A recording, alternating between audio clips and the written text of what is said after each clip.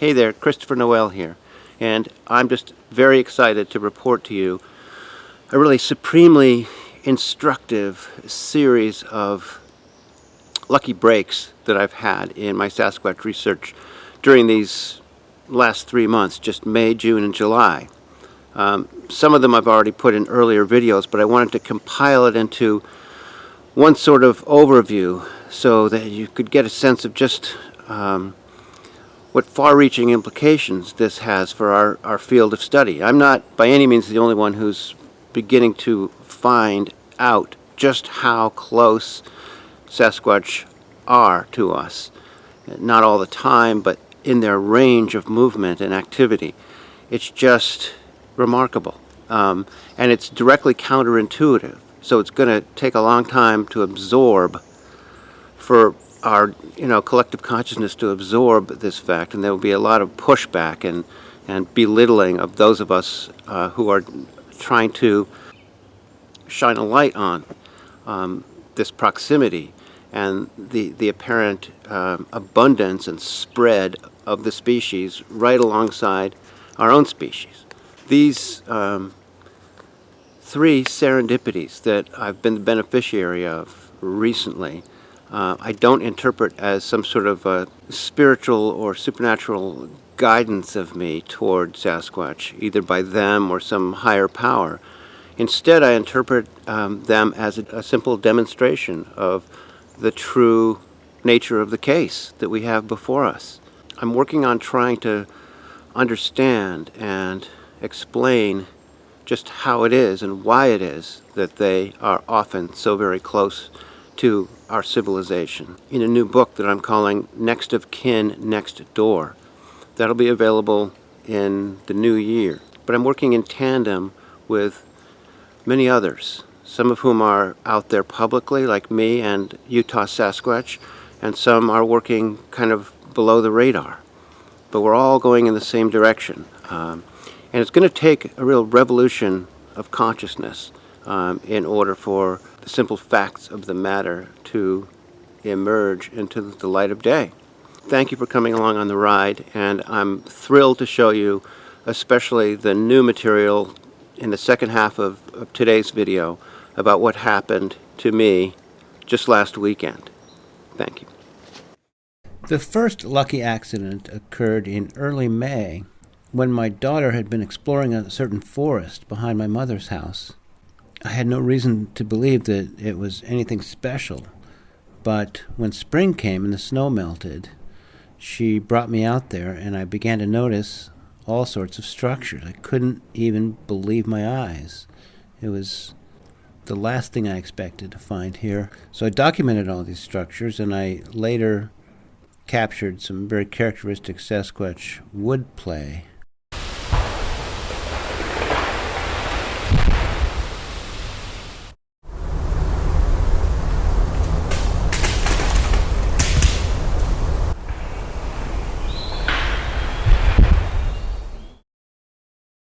I soon realized that this microforest lies right next to an electrical substation with a thicket of power lines running out from it right beside the forest. Next, I happened to become aware of a posting on our local internet community forum by a woman who'd had strange noises in her backyard, heavy breathing that sounded at first like it was coming from right inside her house, but was actually coming from the woods behind her house. When I checked her location on Google Earth, I found that it was right beside an extensive solar power array. And I thought, well, here's another potential connection to an electromagnetic source. When I visited there, I found right inside the tree line, next to this solar power array, a whole lot of very typical Sasquatch structures.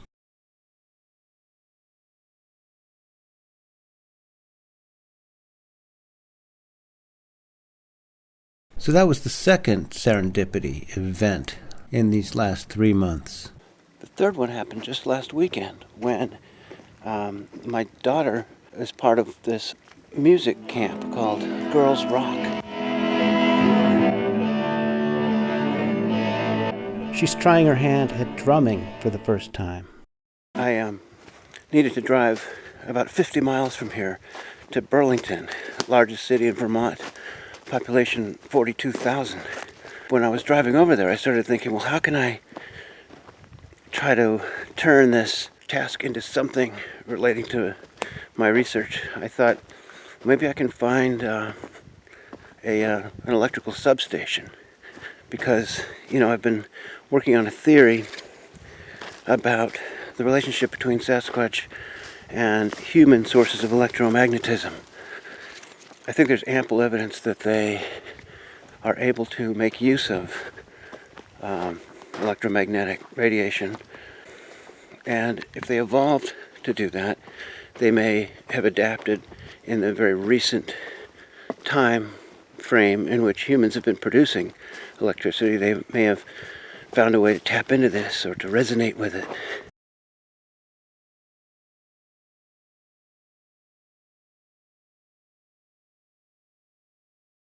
When I pulled in to drop my daughter off, I had to laugh. Just by pure chance, here was another pretty large solar power array. And yes, it hugged up against a microforest.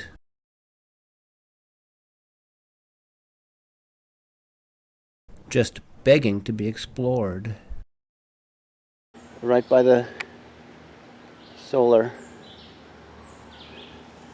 deal, and look at this. There's a fallen tree, all of this stuff, all of these branches placed parallel, or lined up roughly parallel. But who's going to line them up like this, including giant swatches of bark? And the bark continues all down there. Why do that if you're not a Sasquatch? I ask. And look, the cross weave, the warp and the woof. You have these going opposite, and I've seen this in a lot of people's videos, all over the place. This is exhilarating. Now I'm going to check out the larger microforest here on the other side. By the way, this is a public bike path, and I've seen people flying by on this just while I've been inside the thick. It shows just the outlandish proximity of oblivious Homo sapiens to anything but oblivious Sasquatch folks. This is kind of nice. I just saw a video earlier today by Rio, Utah Sasquatch, talking about how he'll often find a very thick, kind of visually impenetrable wall. And what he finds behind these walls is just exactly what I'm finding here. I'm beside a school, and he's at the edge of a public park. What I want to talk about is the space behind the wall. The space behind the wall. Now you guys know in those older houses, they'll have the wall, they'll have the drywall or whatever, and then you're walking down a hallway. On either side there's walls, but behind the walls there used to be a space for like a plumber or an electrician to walk through to take care of the ducts and the electrical work. When you sit here, you hear them walking around you, and it's like, where are they walking? Where are they walking? Because it doesn't look like there's space back there. So we make our way through a little gap, and look, all of a sudden it just opens up. It opens up. I can walk in here. It's nice and tall. I mean, you can walk in here just fine, but you'd never be able to know that. I mean, it's just a wall of greenery. And if you follow this, here's a structure that they've made. See how they've put the sticks up this way? They've created a blind.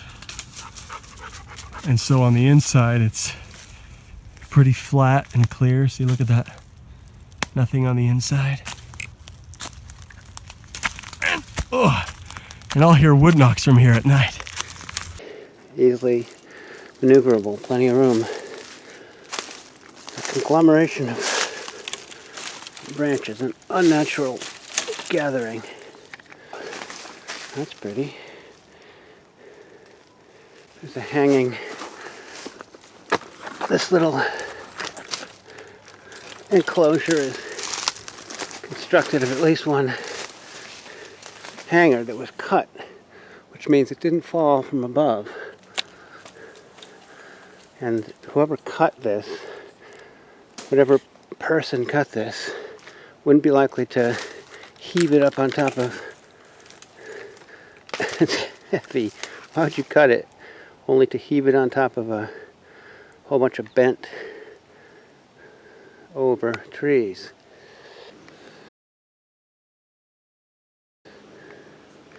Here we have a perfect perch for people watching. And it's very rugged to climb up here. Not user-friendly for kids and stuff. Backyards. Lovely suburban backyards. And here we have, no saying they can't use human castaways to build with.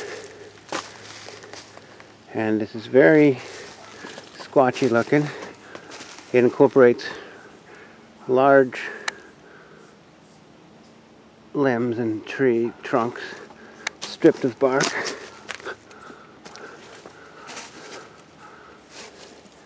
And a huge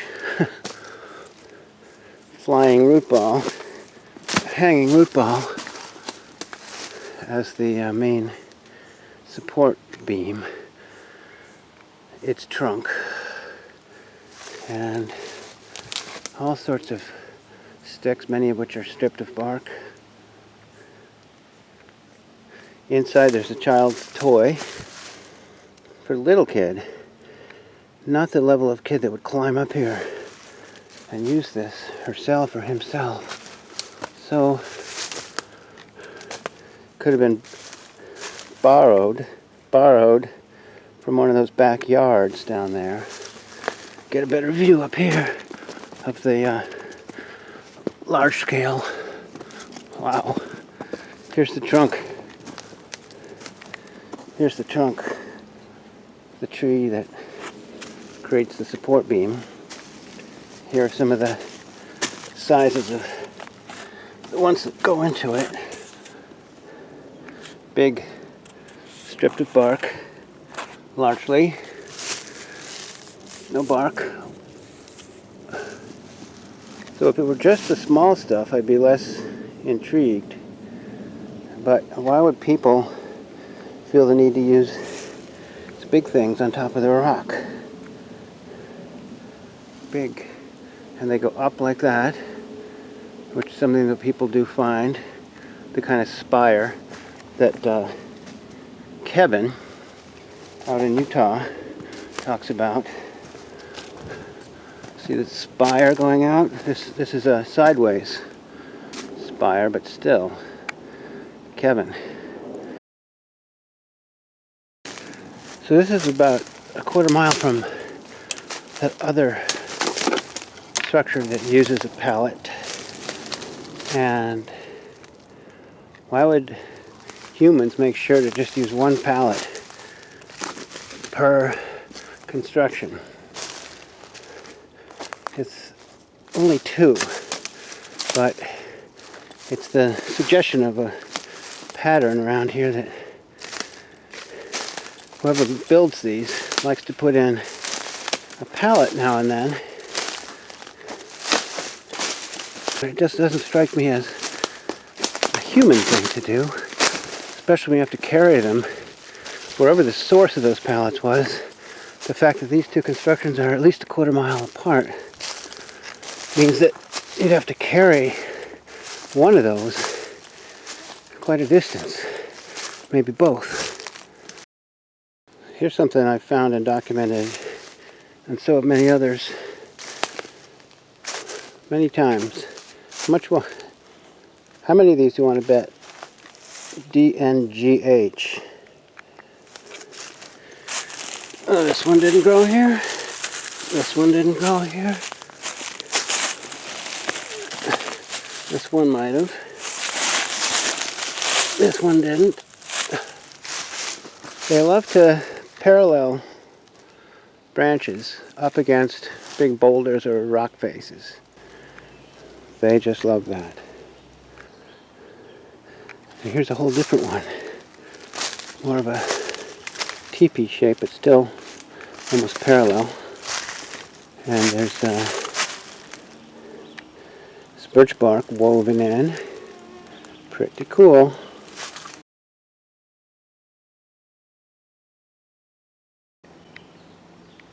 Right behind this great green wall.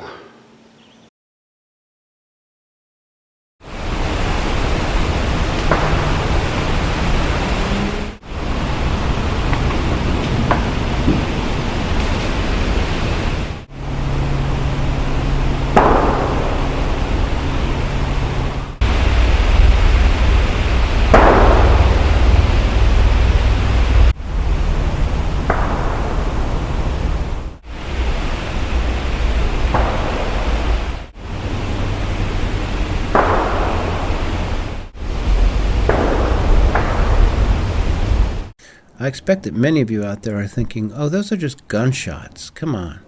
But let's remember, this is within the city limits. It's surrounded by residences. It's right behind Burlington High School. And if somebody were discharging a firearm, the police would be called immediately. In fact, I hear their sirens responding to other calls through the night.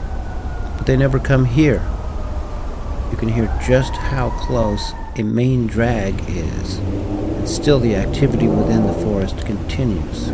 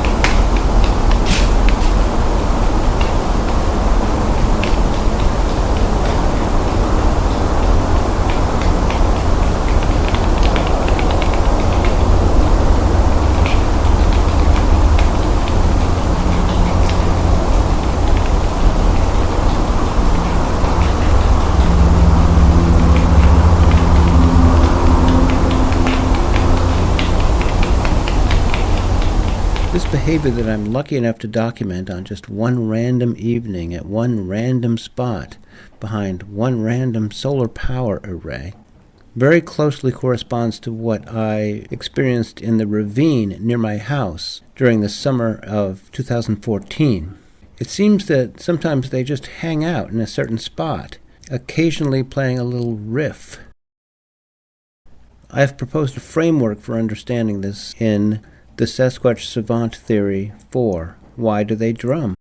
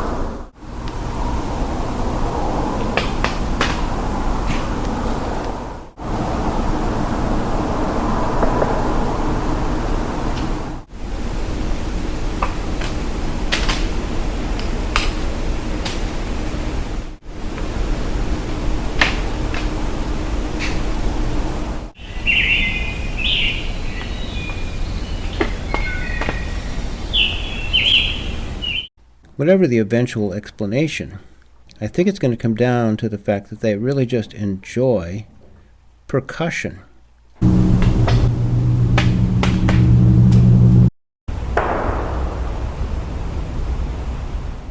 They like banging on things.